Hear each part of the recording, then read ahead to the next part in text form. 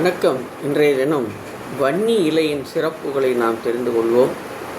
வன்னி அவிட்ட நட்சத்திரத்தில் பிறந்தவர்களுக்கு உரிய மரம் என்று சொல்லப்படுகிறது. சனியின் வாதனைகளால் அவதிப்படுபவர்களும் தீராத மன உளைச்சல்களால் வருந்துவோரும் சிறிது நேரம் வன்னி மரத்தின் காற்று படும்படி அதனை வலம் செய்தாலே போதும், நாளடைவில் துன்பங்கள் மறைந்து இன்பங்கள் பெருகும். சோழர்கள் காலத்தில் ஆலயந்தோறும் வன்னி மரங்கள் பராமரிக்கப்பட்டன. வீரத்தில் தலை சிறந்த சோழர்கள் வன்னி மரத்தில் போற்றியதை தங்கள் வெற்றிக்கு காரணம் என்று கருதுகிறார்கள்.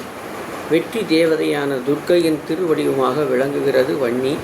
விஜயதசமி அன்று பாரிவேட்டை நிகழ்வில் அசுரனை அழிப்பதற்காக வேலாயுத்தனை முருகன் வாங்கும் நிகழ்வு வன்னி மரத்தின் அடியில் நிகழ்த்தப்படுவது மரபு ஆகும். அக்காலத்தில் வன்னி கட்டைகளை உரசியே நெருப்பை உற்பத்தி செய்வார்கள். வன்னி வெப்பத்தினால் உண்டாகும் நோய்களுக்கு மருந்தாக விளங்குகிறது. வன்னி மரத்தின் இலைகள் தங்கத்துக்கு சமமானவை என்பார்கள். விஜயதசமி அன்று இதனை பங்காரம் என்று சொல்லி ஒருவருக்கொருவர் பகிர்ந்து கொள்வது ஆந்திர மக்களின் வழக்கமாகும். வன்னி மரத்தின் கீழ் செய்யப்படும் சமி கௌரி விரதம் மகத்துவமானது.